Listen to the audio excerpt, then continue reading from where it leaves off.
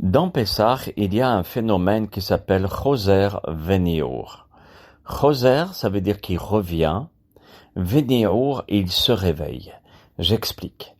Dans la Gemara, Psachim 27a.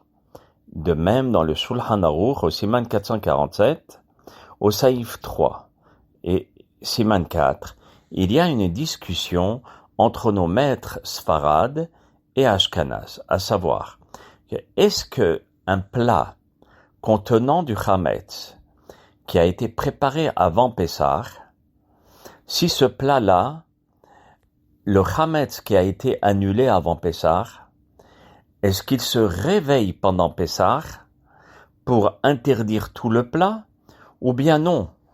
Comme il a été annulé avant Pessah, il est permis pendant Pessah. Comment peut-on l'annuler avant Pessah? Parce qu'avant Pessah, il n'y a pas d'interdiction du chametz. Donc il n'y a pas de souci. On ne peut pas dire que c'est une interdiction d'annuler le chametz. Vous voyez? Parce qu'il n'est pas interdit. Alors, comme il a été annulé, ce chametz, par exemple, beaucoup de nourriture, de la viande, ou bien si je prépare de la confiture, ou bien une compote, quel que soit le plat que je suis en train de préparer, ou bien en train d'acheter, et que ce plat-là est kasher, attention. Étant donné que le chametz qui a été avant Pessah est annulé, est-ce que je peux, pendant Pessah, le consommer? Alors, les grands maîtres Sfarad vont me dire, oui, je peux le consommer. Les grands maîtres Ashkenaz vont me dire non. Encore une fois, pour la simple et unique raison, pour les Sfaradim, pourquoi ça va être permis? Parce qu'étant donné qu'il est annulé avant Pessah, il ne va pas revenir. Une chose qui est annulée, il est annulé. Vous voyez, point. Il n'y a même pas à la ligne. Les Ashkenazim nous disent non.